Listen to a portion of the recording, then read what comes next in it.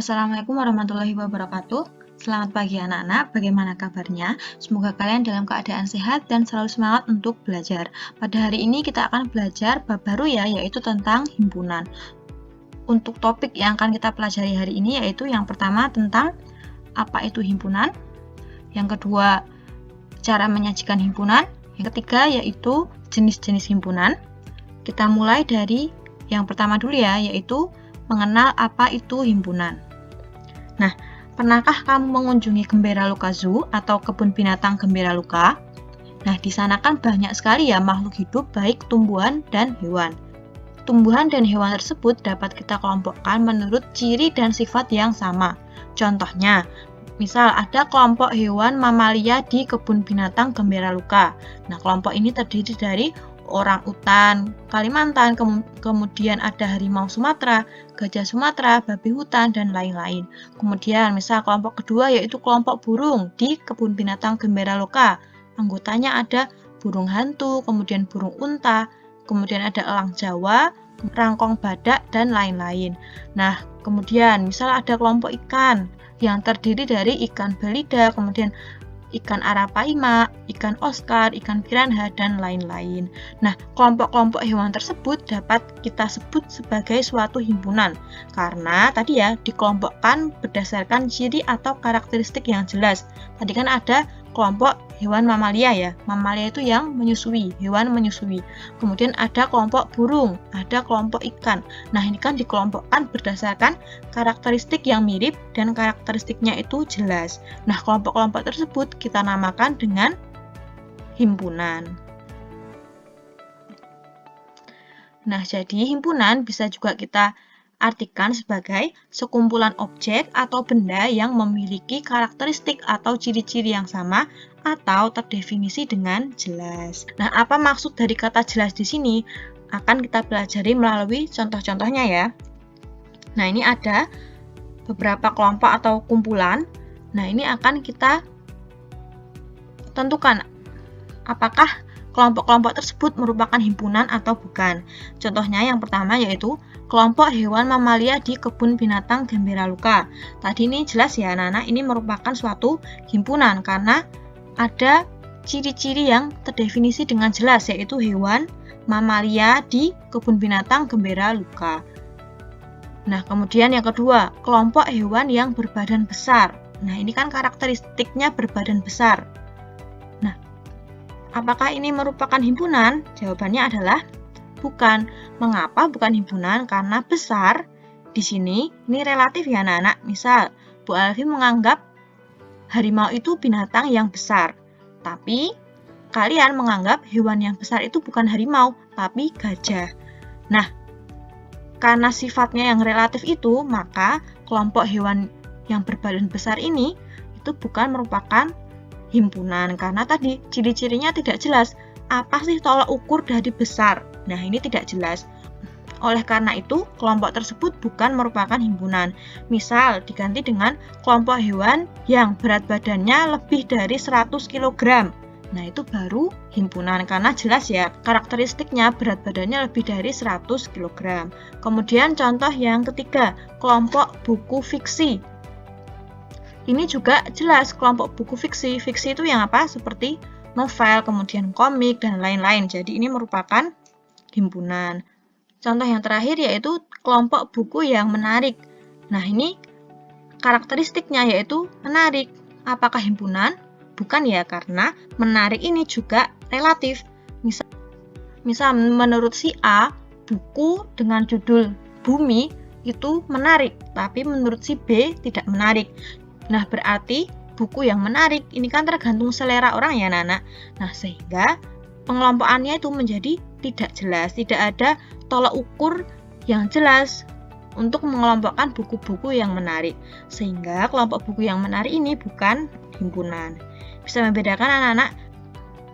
Jadi, kelompok-kelompok yang karakteristiknya itu berupa kata sifat yang bersifat relatif, contohnya besar, kemudian menarik, kemudian cantik, kemudian misal tinggi, pandai, dan seterusnya, itu bukan merupakan himpunan karena tidak ada tolak ukur yang jelas. Bisa dipahami?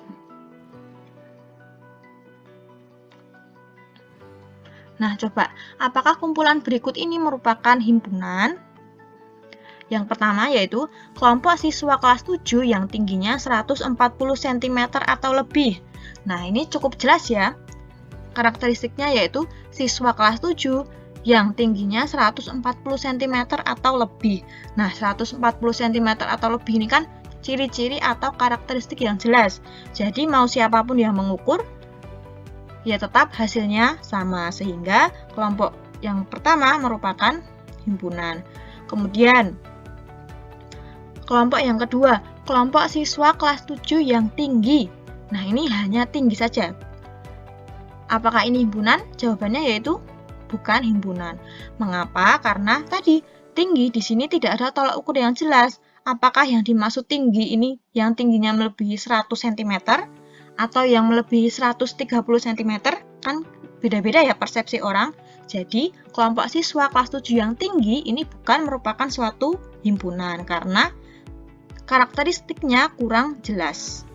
Kemudian yang kelompok ketiga, ada kumpulan tas yang berwarna hitam. Nah, kalau ini jelas merupakan himpunan ya anak-anak karena pengelompokannya berdasarkan warna hitam. Kemudian yang keempat, kumpulan tas yang mahal. Nah, ini ada kata sifat lagi. Mahal. Mahal di sini juga relatif. Misal, menurut si A, tas yang harganya lebih dari 500.000 itu sudah mahal. Tetapi menurut si B, tas yang mahal itu merupakan tas yang lebih dari 1 juta. Nah, ini kan beda ya. Mahal, diulang lagi, merupakan sifat yang relatif, tidak ada tolak ukur yang jelas.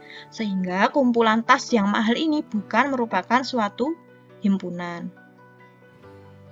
Kemudian contoh yang kelima, kelompok siswa yang pandai. Tadi sudah Bu Alfi sebutkan ya bahwa kata sifat seperti pandai merupakan karakteristik atau kata sifat yang kurang jelas tolak ukurnya, sehingga kelompok siswa yang pandai itu bukan merupakan suatu himpunan. Mengapa? Pandai di sini juga relatif dan tidak jelas tolak ukurnya. Misal, apakah siswa yang pandai itu yang juara 1? Atau siswa yang pandai itu yang nilai rapotnya lebih dari 90? Atau siswa yang pandai itu yang nilainya selalu di atas KKM? Nah, karena ketidakjelasan tolak ukur ini, maka kelompok tersebut bukan merupakan himpunan. Kemudian contoh yang terakhir, kumpulan siswa yang nilai ulangan matematika melebihi 75. Nah, ini jelas ya, nilai ulangan matematikanya lebih dari 75. Jadi mau yang mengelompokkan si A, si B, pasti nanti hasilnya akan sama. Karena tolak ukurnya jelas, nilai matematikanya lebih dari 75. Nah, sehingga kelompok ini merupakan suatu himpunan. Bisa dipahami? Setelah kita mengenal himpunan, ada yang namanya anggota himpunan. Nah, sebelum itu, suatu himpunan dilambangkan atau dinotasikan atau dinamai dengan huruf kapital. Contohnya, misal A ini adalah himpunan kendaraan beroda 4. Nah, A ini ya dengan huruf kapital. Kemudian P ini juga himpunan yang terdiri anggotanya 1, 2, 3, 4, 5, dan 6. Ini menggunakan huruf kapital ya. Kemudian yang kedua, anggota himpunan dilambangkan dengan ini huruf seperti E. Ini dibaca anggota dari. Ini seperti huruf E tapi agak melengkung ya. Nah, sedangkan yang bukan anggota himpunan dilambangkan dengan huruf E yang agak melengkung tapi dicoret. Ini dibaca bukan anggota dari. Kalau yang ini tadi anggota dari, sedangkan kalau yang ada coretannya ini bukan anggota dari. Nah, contohnya ini tadi ada A, itu himpunan kendaraan beroda 4. Nah, berarti mobil merupakan anggota himpunan dari A. Truk juga merupakan anggota himpunan A. Motor bukan merupakan anggota himpunan A, karena motor rodanya ada 2 ya. Kemudian sepeda juga bukan merupakan anggota himpunan dari A. Kemudian contoh lagi, yang kedua, ini himpunan P, yang anggotanya tadi 1, 2, 3, 4, 5, 6. Nah, ini 1 berarti merupakan anggota dari himpunan P. 3 anggota dari himpunan P. Betul ya, ini ada 1, ada 3. Kemudian 7 bukan merupakan anggota dari himpunan P. Betul, karena di sini tidak ada angka 7. Dan 0 juga bukan merupakan anggota dari himpunan P, karena di sini juga tidak ada angka 0. Cukup jelas? Nah, coba ini contoh soalnya. Berikan tanda anggota dari atau bukan anggota dari untuk melengkapi kalimat berikut. Mangga, himpunan sayur-sayuran. Nah, apakah mangga itu merupakan sayur-sayuran? Bukan ya anak-anak, berarti mangga kan bukan anggota dari himpunan sayur-sayuran. Berarti kita gunakan tanda yang mana? Yang pertama atau yang kedua? Bukan anggota himpunan, berarti yang ada coretannya ya, yang ada garisnya, berarti menjadi mangga bukan anggota dari himpunan sayur-sayuran. Kemudian contoh yang kedua, negatif 4, himpunan bilangan bulat. Nah, apakah negatif 4 itu merupakan bilangan bulat?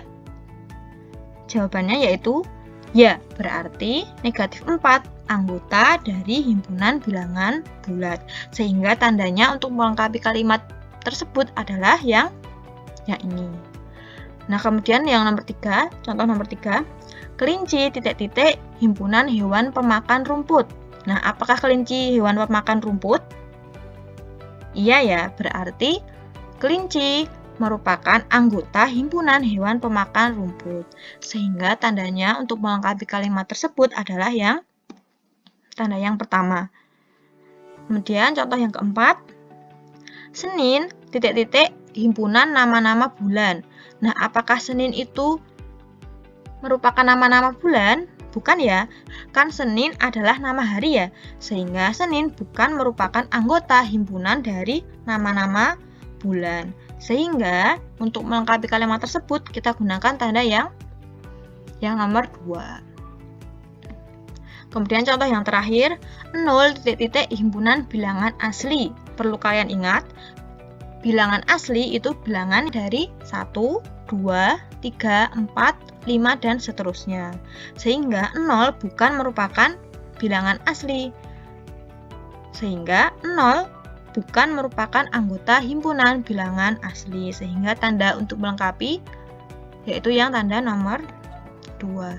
Bisa dipahami mengenai konsep himpunan dan keanggotaan himpunan? Jika ada pertanyaan, silakan bertanya. Dan silakan simak video berikutnya mengenai cara menyajikan himpunan. Sekian, wassalamualaikum warahmatullahi wabarakatuh.